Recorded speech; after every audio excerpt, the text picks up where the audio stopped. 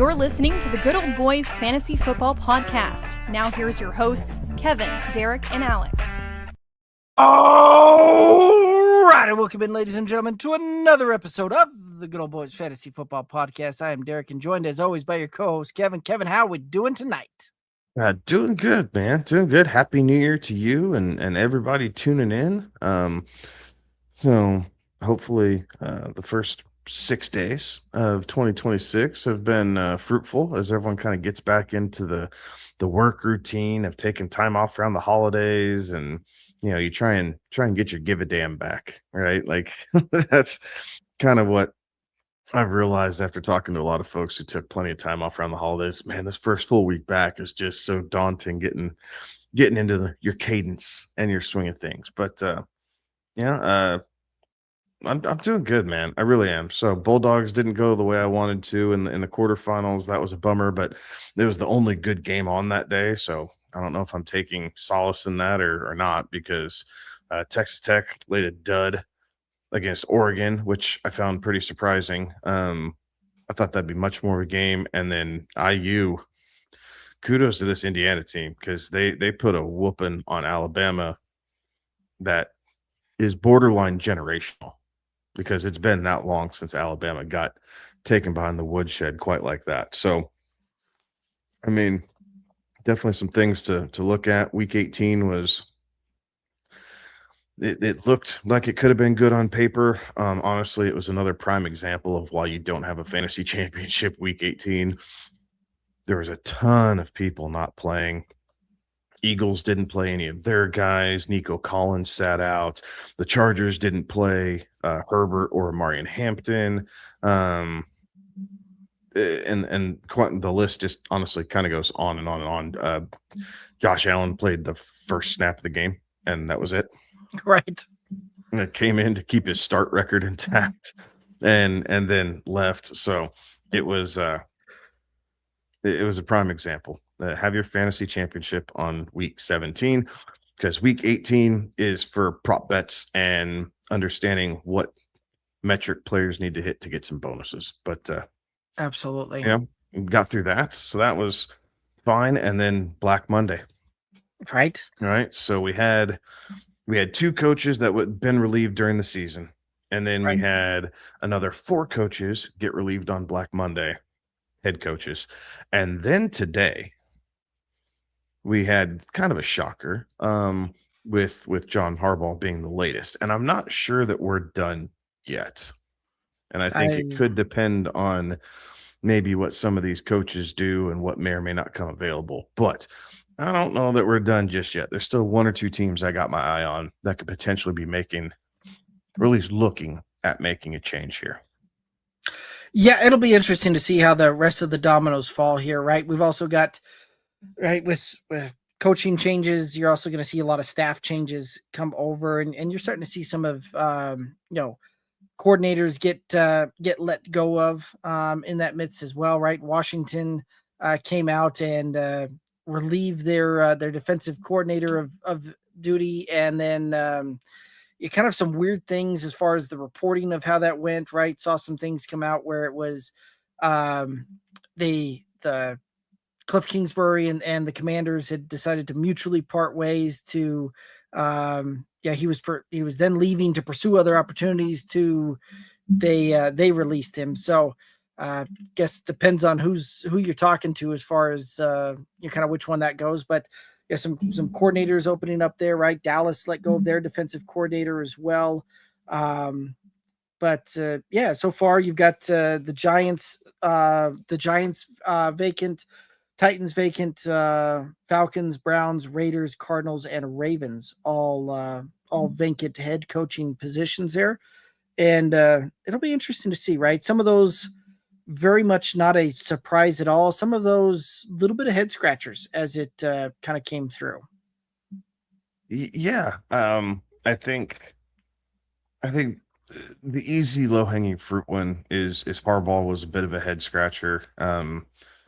Thinking that they were going to give him 1 more year just because of all the injuries and trying to run it back, one more go. Pete Carroll was slightly interesting. I know the Raiders were not very good, but they had just done this, right? Like the Raiders do not give their head coach any time to succeed with a less than par roster as far as NFL standards go. And so Pete Carroll's out. Yeah, so those might have been, but on the flip side, there were some that weren't a surprise at all. Right. So Stefanski, no one was surprised about Stefanski. Jonathan Gannon, no one was surprised about that. Nope. Raheem Morris is kind of a mixed bag. I think some folks were a little surprised by that, and then other folks weren't surprised at all. It just kind of depends on what camp you set in with Raheem Morris. But I was I was truly probably the most surprised is that Mike McDaniel still has a job in Miami. Right. But the GM was relieved of duty.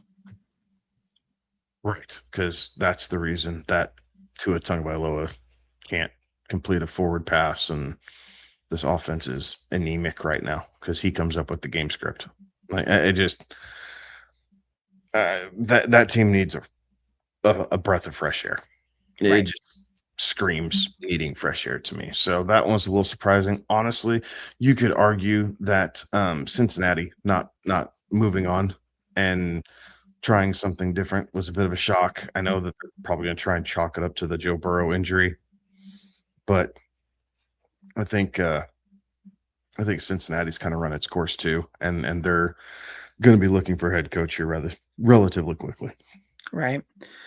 Yeah, it'll be interesting, right? Because typically you wait to hire a head coach until you have the GM in place, but the fact that the Dolphins got rid of their GM but the coach is going to remain, that one is a bit of a head scratcher to me, right? Because now you've got to bring in a GM that not only builds the roster the way that you're wanting it built, but also is doing it without necessarily his guy at the helm, coaching and leading the locker room there. So, kind of an interesting turn of events there. So, also saw some things that it looked like some of these teams were tapping. I believe I saw something where there was a team out there trying to tap Troy Aikman to also come in and be part of the Miami.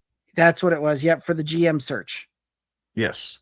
Yeah, they're gonna bring Aikman in to help search for a GM, which that one was a little interesting to me. Like I didn't realize Aikman had the ties to Miami that they would be bringing him in and doing that. But right, I guess kudos to the ownership group in Miami, like realizing that maybe they don't know everything that they need to know when it comes to searching for a GM, so they're going to bring in some help. I'm surprised it's Aikman being so removed from the game, like as opposed to like a Peyton or Eli Manning. And that's just obvious names to put out there, but something like that. So I realize why they couldn't do Brady. Like I right. realize why they can't do Brady, and so then you just kind of default to, well, okay, who are the next best quarterbacks who have retired lately? Well, Peyton and Eli, I guess, would be the next closest as far as great quarterbacks who have retired. But it also makes you wonder how much access these guys actually get in the being part of the TV broadcasts and all of that. Like how much access do they really get inside these front offices and the locker rooms and all of that as they go through this deal to have that potential kind of insight into that, other than just a football knowledge from when they played type of thing, right? Like is a very interesting perspective to see how many of these guys are kind of getting tapped to come in and help address some of that, right? Like I had seen some reports where the Falcons are reaching out to Matt Ryan through some of their their vacancies and potential there. Well, I don't know how accurate those reports were because didn't really vet those too well, but that was another interesting thing to kind of see come out. Yeah. They're scratching, right? I mean, you got to know you got to at least try and nail one of them down. And like with the Dolphins, the Dolphins are going to be pigeonholed a bit unless they're willing to have the GM come in and go, no, this isn't it. Like, sit down, you kind of go through everything, and if the Dolphins hire someone who has really close ties to, I'm going to say John Harbaugh for kicks and grins, right? If he has really good ties to John Harbaugh, Mike McDaniel still might not make the cut, right? Like, he might come in and say, okay, like, this is where we're at. And yeah, the scout team, here's your analysis or whatever, but we're going to bring John in and he's going to start building his staff around it. And you guys can do pass offs and information downloads on your way out. Yeah. So it'll be very interesting to see there, right? And you mentioned the Las Vegas, right? Like, kind of looking it up. Las Vegas has cycled through 3 different full-time head coaches since Gruden left in 2021. That is insane to kind of think about there, right? The McDaniels to Antonio Pierce to Pete Carroll, and the continuity that doesn't seem to be there. I've seen a couple like podcast snips on social media where they've been talking to Antonio Pierce. He just happened to be a guest on one of these podcasts, and he handled it with grace. I mean, he did not bash the Raiders. He did not bash Pete Carroll, but in the back of his head, he's going, man, what'd you bring this sucker in for? Like, I had a better rapport with these players. Like, we were doing okay. And, you screwed the pooch to, screw it even deeper. But he handled it with grace. So I want to give him a lot of credit. Not that he gives a flying leap what this guy has to say, but I had the utmost respect for how he handled that situation. Yeah. Sounds like he did well there. The interesting one, right? Like, I saw another bunch of folks kind of come out thinking that Kevin Stefanski's release of the Browns was interesting, and some people were surprised by that. The surprising thing to me is that he managed to win 2 different Coach of the Year 2 different times. Like, I didn't necessarily see those. But how many folks out there are thinking that he's a very strong candidate for a head coaching job somewhere else? Like, I get that oftentimes it's the GM that makes the roster decisions and the personnel decisions, but this is a roster that repeatedly had a kind of a top ranked defense and couldn't manage to put anything together on the offensive side of the ball. Yeah, which is crazy because he's an offensive guy. Right. I'm sorry. That was the point I was going towards. So thank you for finishing that. Yeah. So he came in as an offensive guy. The thing about Stefanski that I had heard was he was pretty against the Deshaun Watson trade.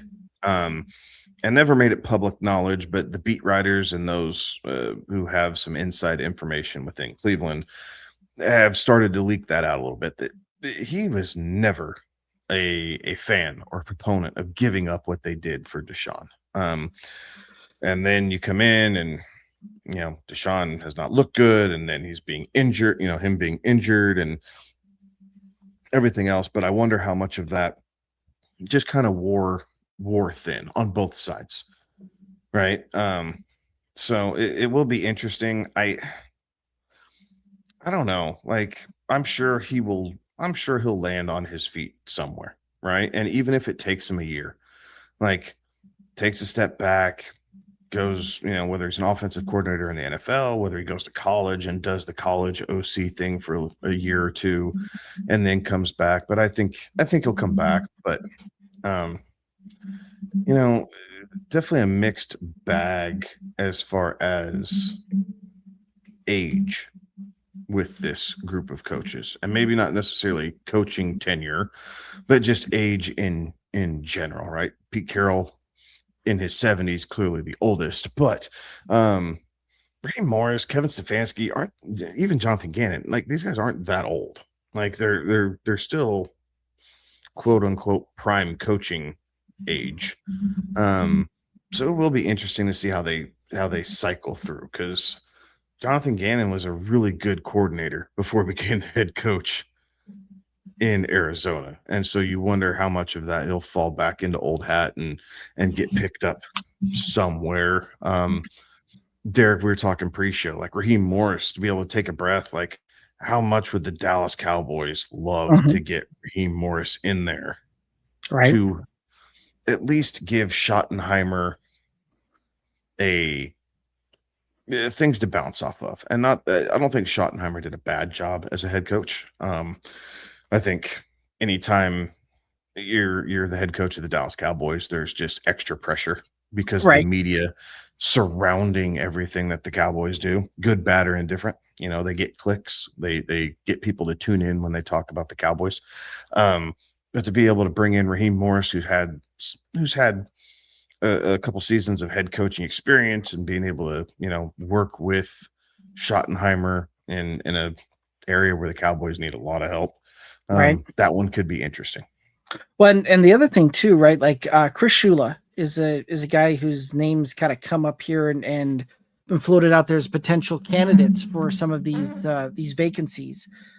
That's if he ends up getting a job there, right? Like, tell me McVay doesn't make the call back to Raheem Morris and just bring him back in, and right, like those two worked together very successfully for several years. And yeah, Raheem was the coordinator for the Rams before taking the Falcons job. It's only 2 years removed from being the defensive coordinator with LA. Or that could be another kind of very soft landing spot for him as well. Yes, absolutely. So, but yeah, it'll be interesting to see how things start to shake up here and how some of these interviews start kind of looking and working out here and who these candidates and who people really start kind of getting geared up towards on that one. But any other thoughts here on the Black Monday or some of these coaching vacancies? Nothing too crazy, right? It's still very early. We got to see what kind of process we're going to get through here in the next couple weeks with some of these coaches and how that looks. But there's definitely offensive and defensive coordinators inside these playoff teams who are going to be getting looked at really hard for opportunities. One of them being, and I cannot remember his name. I've been trying to pull up the thing that I saw, but he's the defensive coordinator for the Chargers. Is a guy that I was reading Jesse Minter. Yes, a lot of people in NFL circles really like what his future holds. Okay. Yeah, he's certainly a name that kind of is it seems to be on the short list for viable coaching vacancies there, right? Some other coordinators out there, and we haven't really talked about much of the coordinators, but like Brian Flores is another guy that has some coaching experience. Potential candidates there, right? Clint Kubiak is another guy that seems to be kind of name floating towards the top there. Chris Shula, we mentioned him earlier. Jeff Hafley, another guy, Vance Joseph, and Cliff Kingsbury, all kind of various coordinators that have started kind of having their name float out there as far as potential head coaching candidates for this cycle. Yeah, no, very true. So we'll know more here in a couple weeks. Yeah, as we get closer. Obviously, the week in between the conference championship games and the Super Bowl, normally a lot of that information comes out. So yep, we'll be hearing much more about this. Yeah, I would agree with that, and I think we'll see some more info come through. Any news notes anything that you want to hit up on that front besides coaching, obviously? So we got Wild Card Weekend coming up, right? So definitely some pretty good matchups coming across. Some that maybe people aren't as enamored with, but the Chargers Patriots I think will be a really good matchup. I think obviously the Bears Packers is kind of a coin flip in how you perceive that game coming out. So that one will be good as well. Also enjoy the fact that it's a rivalry game in wild card weekend. Like, that's just fun.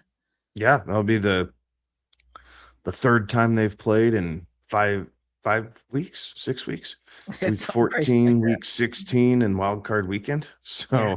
So I expect tempers to kind of flare in that one. I think one that could be really interesting is the Eagles and Niners.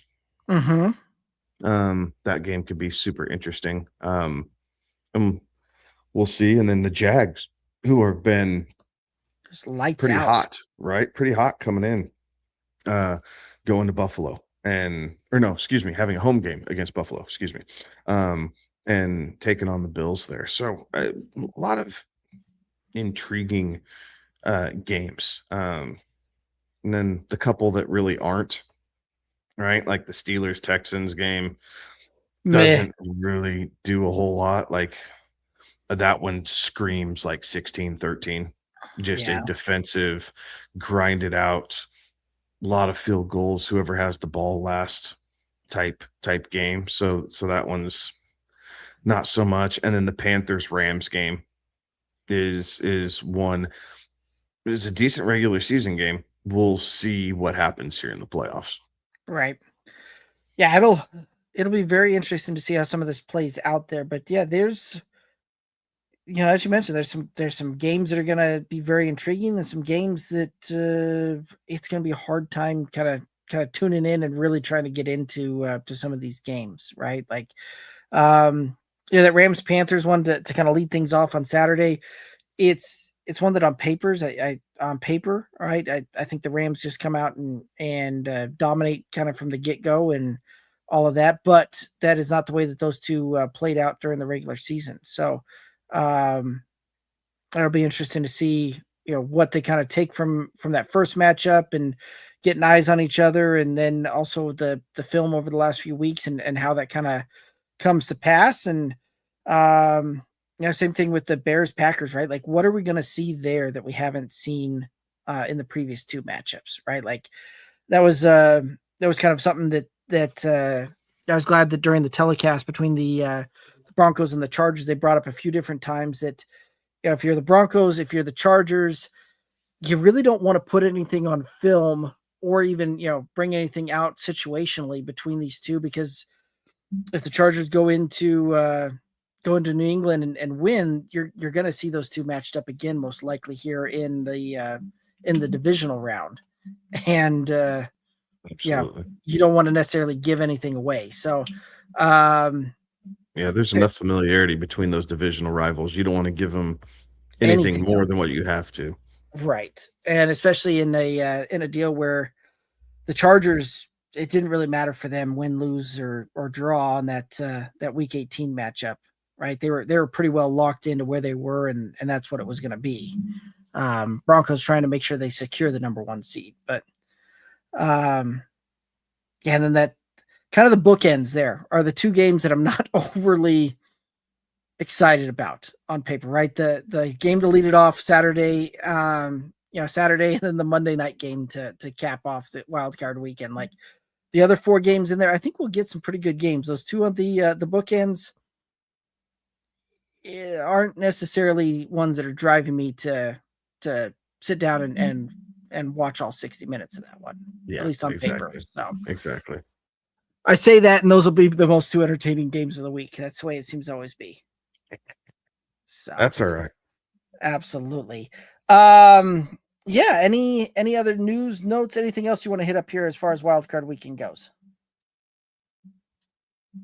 No, not yet. Not yet. It's only Tuesday, so we haven't seen really injury. Sorry, we haven't really seen injury reports come out yet. So there's still plenty that's left up in the air as these teams kind of get ready to go. And we'll just know more as the week goes on. But right now, it's not overly insightful as far as injury designations and how some of this is really playing out. Yeah. But that is the other thing too that can be kind of fun, is getting into some of the DFS slates, things like that here over the weekend, and all of that. So be tuning in and keeping an eye on those injury reports as well. And then anything from week 18 that kind of stood out to you? The Ravens screwed the pooch. Yeah. Right. I don't know how else to kind of put that. The Ravens screwed the pooch. The Seahawks looked absolutely dominant against the Niners. Yeah, that was a little surprising to me. Yeah, the interception was such a big deal, right? Just San Francisco was not moving the ball incredibly well. And when McCaffrey kind of bobbled that pass and Seattle ended up picking it off, it was just as crazy as it was, it just felt like the death nail because San Francisco wasn't moving the ball very well. It felt like that was really their one best shot to be able to get within a field goal and, play defensive football and, try and kick another one in, tie it up, and you never know what happens at that point. But when Seattle picked that off, seemed kind of game over right there. Everything else was meh, right? Like Cowboys pulled their starters. Right. Chargers didn't have their starters, kind of what we were talking about earlier. Eagles didn't play any of their guys, even though they could have gotten the 2 seed had they just played their starters and won the game against Washington. They decided not to. So that was a little interesting. But who knows? Maybe that's how they wanted it. The Bears did not look good for the first 2.5 quarters of their game against the Lions, and then just kind of willed their way into at least tying it up before the Lions got a field goal late. I expected more out of the Bengals than what we got. Right. Like it definitely was not.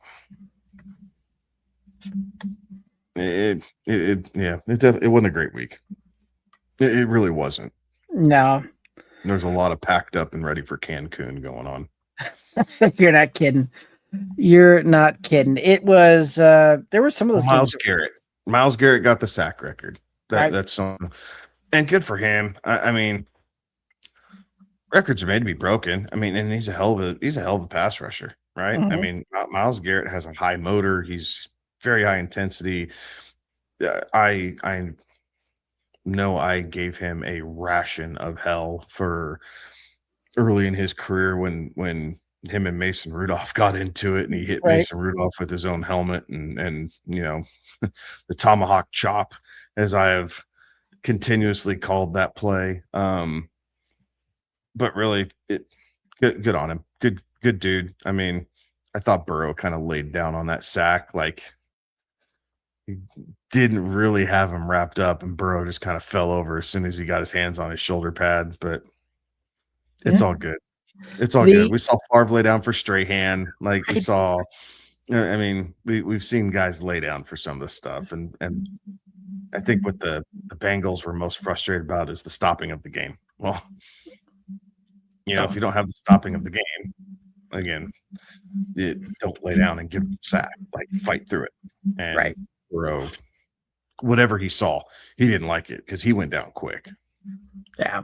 Do we see Strahan and TJ Watt pull a Mark Gastineau is the next question. Confronting Burrows, several years later type of thing.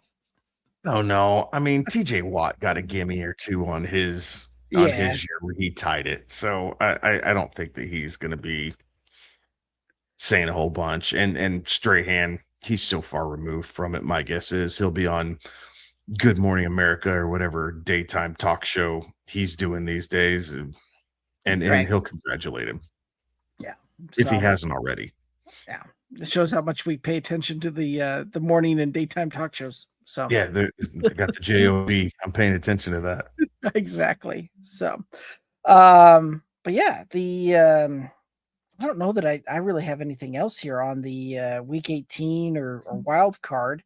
Anything else you want to chat about here before we start calling it a night? I think one thing, right? Since we don't have really any realm of influence and we don't know who's really looking at what opening, um, do is there a coaching is there a coaching spot, right? If you had your pick, right, of the most desirable and then on the flip side, the least desirable, that it would just they'd have to back up the Brinks truck for you to even consider it. The Titans would certainly be in the least desirable. Um, the Raiders and Browns would both kind of be in that realm for me. At least the Raiders, you get the number one pick, so you can try and maneuver and bring some things in there. But right, the Raiders have so many holes across the defense, so many holes across the offense, that not one guy's going to be able to really bring that around for you. Like they're gonna need to make a big splash here in free agency as well. Browns, you're kind of just hamstrung with that roster as well. So those would be kind of the three teams that would be the least desirable as I would see it. Um, the most desirable, yeah, the Ravens would be a hard one to get away from, right? Like that's probably the most desirable one out there, right? The organization's pretty stable, right? You you have coaching. You had the same head coach for 18 years, right? And you were a field goal away from being a playoff team this year, right? With several kind of your key player and key roster guys in position for the long term. Um, the Falcons would be a fun one because they've got a pretty good defensive end, a pretty good defensive um, roster, as well as you've got several just kind of fun playmakers on the offensive side of the ball that, if you can kind of see it all come together, that would be a fun one to be a part of too, I think. What about you?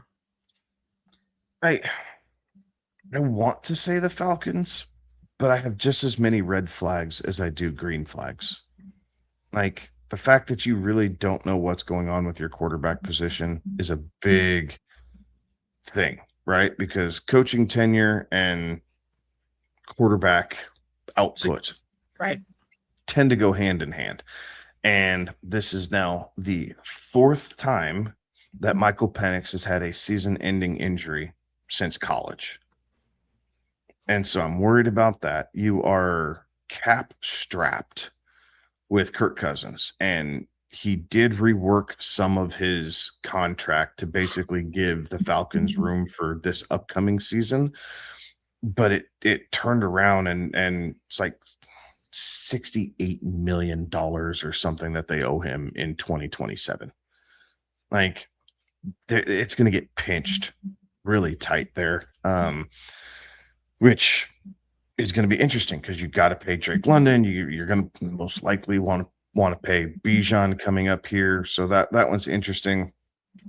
Um, the Giants have a little bit of intrigue because of what Jackson Dart showed. You know you're going to get Malik Neighbors back at some point. Same thing with Cam Scattaboo.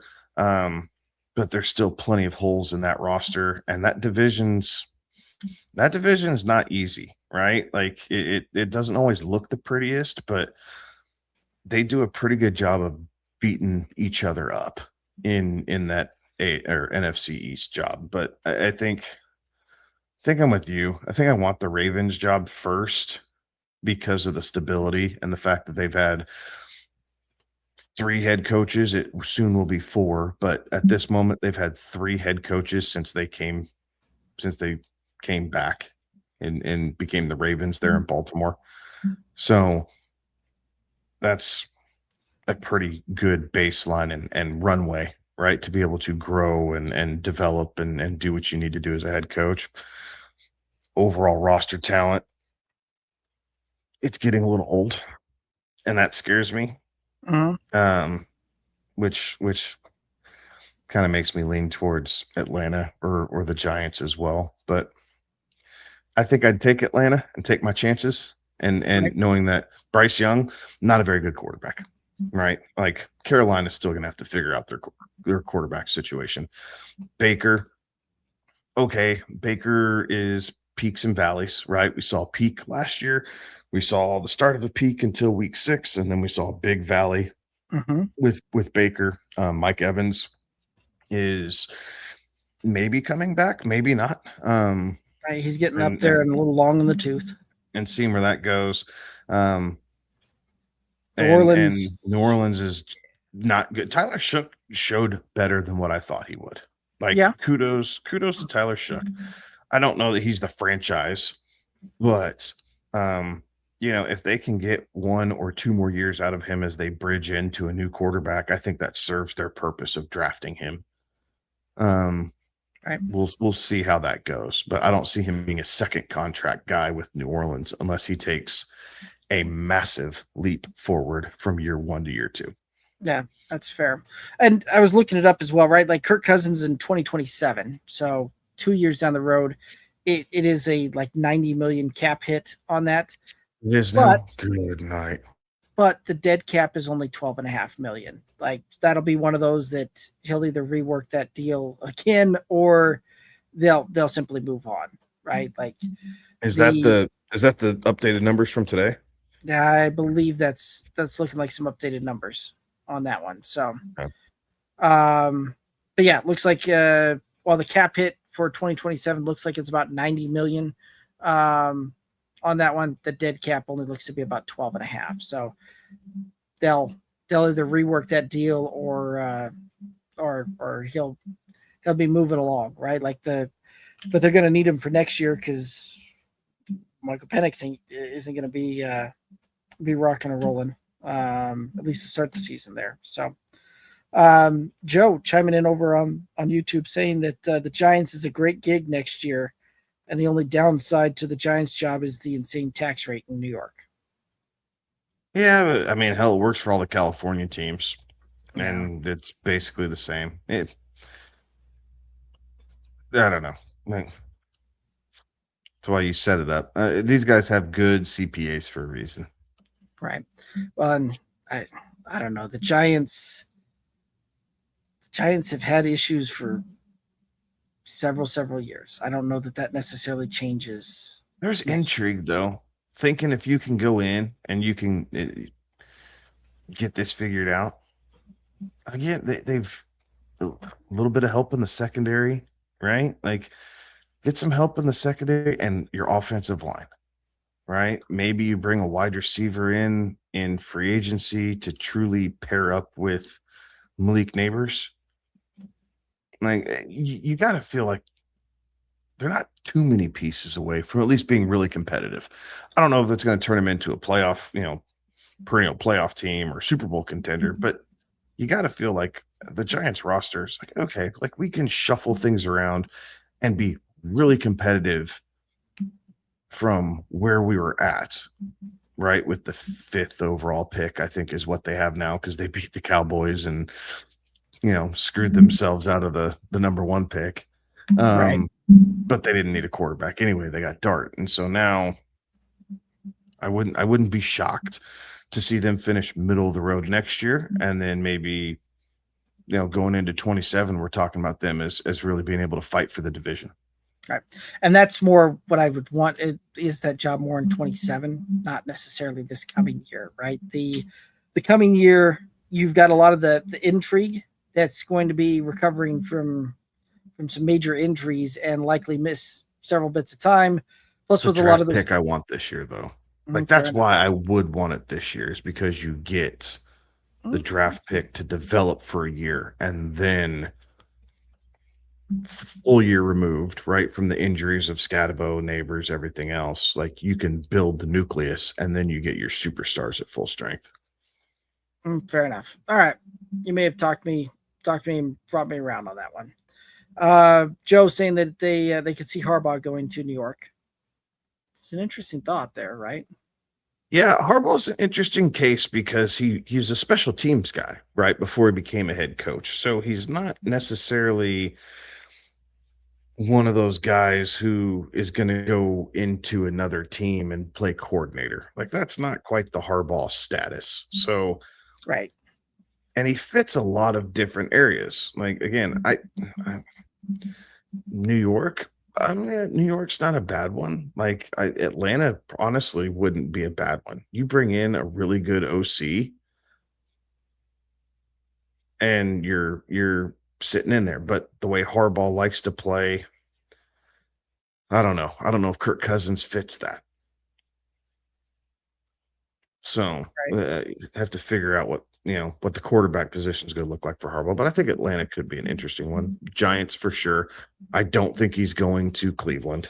I don't think he's going to Tennessee. So a couple that I feel like you could knock off right away is I don't think that's their guy. Yeah, that's fair. So it'll be interesting to see where some of these guys land. Joe saying Strahan did it in 16 games.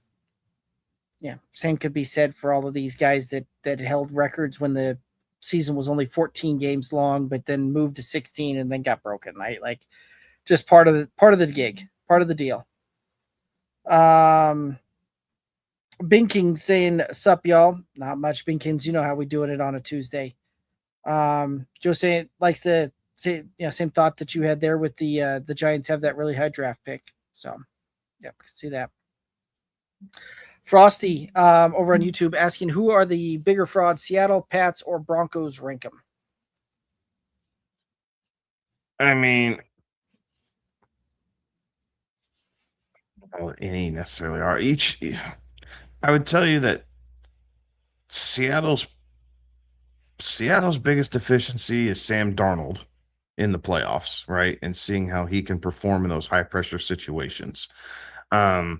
Denver's biggest deficiency is their offensive efficiency at times. But now that they're the 1 seed and playing all those games at home, I know Jacksonville went in there a couple weeks ago and kind of laid the wood on them a little bit, but I think that's probably a good wake-up call. Like, you want to talk about a good loss.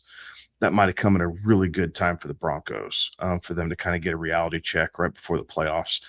Because ultimately, this team's led and it's completely driven by their defense.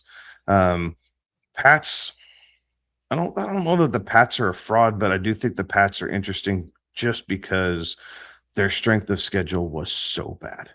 Right. Like, so bad. Now, Drake May took a good step forward. The two-headed monster that they finally kind of developed there between Travion Henderson and Ramondre Stevenson is working well. Vrabel's a defensive guy, right? And so that players are responding well to him. So I don't know that any of them are necessarily frauds. I think if the Patriots say the Patriots beat the Chargers and make it through,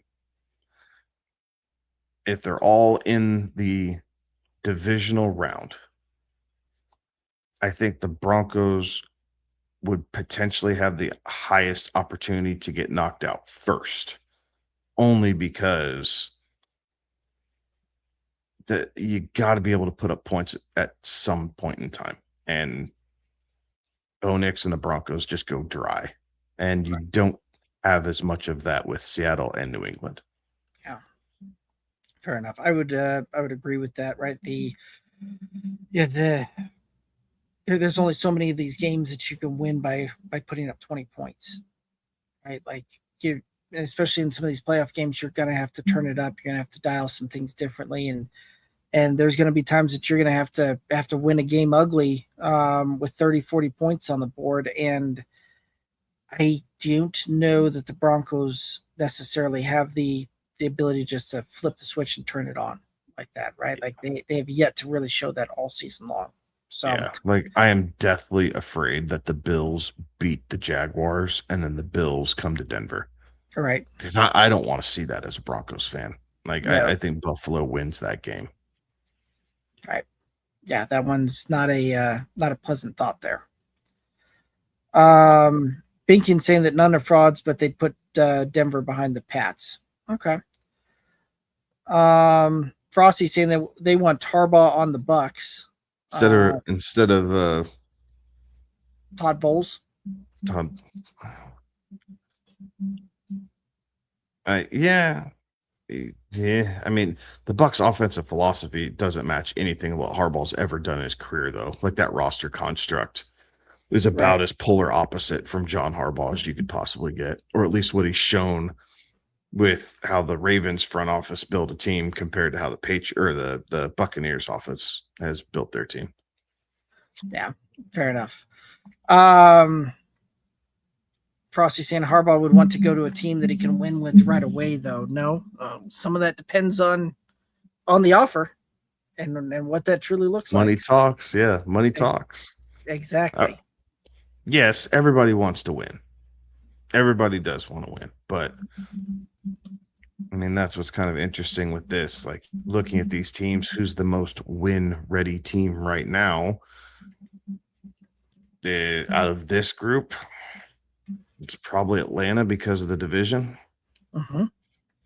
and then New York, figuring you're 2 years away from really being able to compete. Right, But and then you got to hope that Dallas doesn't figure out a defense, and the Eagles, right, in a down year, still won the division. yeah, if By the the way, Eagles can get their offensive line redrafted and bring some youth into that offensive line, that's watch out. start worthy. Watch out, because defensively they're young. Like they're young, and there's no reason that they shouldn't be better next year. Right. Yeah. And by the way, that's the first time that any team has won that NFC East division back-to-back years. I forget how long that was, but it's been 04. Yeah, I was gonna say it's been about 20 years. I know we looked that up on a previous episode, but yeah, it's been a long time since you've seen the NFC East division winner win that back-to-back, and the Eagles have done it now. So Binking saying that Denver could turn it back on, but it's been a while. Yeah, it has. It's been a little rough. They could, right? And there's blips, there's flashes, but again, playoff games are generally you got to play the whole game, and that's what worries me is Denver can't get into 4 straight 3 and outs and put themselves in a 13-point hole. Like that's where they're not good, so they're going to have to figure it out quickly and script the first 15 really well to get points on the board early. No, I would agree. Binking saying, who's the OC in New England? It's always who the OC in New England is. It's Josh McDaniels. Just McDaniels. Right? Like one of those that you just wait a little bit, and if he leaves, just wait a season or two, he'll be back. He'll come back. He'll come back. Binking saying New England OC and May development is real deal. Hell yeah, McDaniels is an awesome offensive coordinator. Correct. As good as an offensive coordinator as he is equally as bad of a head coach. Like he just cannot run the ship, but he is a great lieutenant. Right. So the offensive court, like he's engineered and led been the offensive coordinators for some epic offenses in the past. Right. And all sorts of different kinds. Right. Like that's what I like about him is he's not the same guy year in and year out. He does a really good job morphing the team offensive philosophy around the personnel that he has. Because we saw 4 different variations just with the Patriots between the stints, and then his coaching bombs in Vegas and Denver, and I guess technically Indianapolis. That was a bomb. He didn't win a single game for Indy. Yeah. So in the 6 hours he was there. True. Yeah, kind of the same thing with we were talking early on a previous episode where so many of these coaches, we kept hearing this kind of nonsensical coach speak come out that we're going with this guy because he stays on script, and being on script allows us a better chance to win. And we need a play caller. We need somebody that can keep us on script. very much of the opinion that coaches that want to use that kind of coach speak are guys that don't necessarily have the ability to adapt their scheme to the personnel and really do that. They need they need the absolute right conditions to bring in to fit their way of doing things. And ultimately, which is why Jonathan Gannon is not the head coach in Arizona. So for the that was one of the key organizations we kept hearing that out of, that we need guys that keep us on script, and they give us a better chance to win when they're on script. A lot of the best plays are made off script. So anyway, we'll move on because I can kick this horse all night. Frosty, do you see Pickens walking? I think Dallas is going to do whatever it takes to keep him there. Yeah, it's going to come down to dollars and cents. The Cowboys do not have a whole lot of cap room at this moment, so it's going to be getting with Dak and getting with CD and trying to have them rework their contracts a little bit. Like, that's truly what it is. I do believe Dallas would like to have George Pickens back. The couple snippets that I've read from George Pickens interviews it leads me to believe that he's sincere when he does like being in Dallas and he does want to come back. But again, how many opportunities do you have to really get paid? And Pickens performed like a number one this year. I would like to see Dallas expand his route tree a little bit besides slants and goes, but that's neither here nor there. Like, that's going to be the biggest knock on George Pickens for anybody else looking at him is, well, he did something. It was something stupid. Like 70% of his production came off of those two routes. Mm-hmm.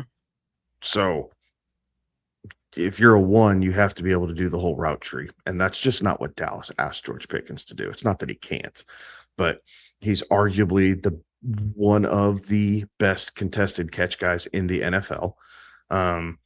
He's really quick twitch. He's good in the red zone because he's got a big body on him. Like, I mean, there's so many highlights. He's a bit of a head case. We didn't really see it in Dallas this year. There was one, maybe two games where we kind of saw him get in his own head and take himself out of the game mentally. But for the most part, he did stay engaged in Dallas. He knew what he was playing for. The statistics will back it up. Like, he will get paid wide receiver one money from somebody. I think Jerry would like to keep him there because Jerry likes the fireworks, right? He likes the big plays. He likes all that. But George Pickens being a little bit of a basket case, if it drags on too long, I think he'll just say screw it and he'll walk. So the Cowboys might have to franchise him. Yeah, very well could be. Binking saying that to me, Harvey isn't enough. I agree. But I think at the same time, he's doing the role that he's required to do in that offense.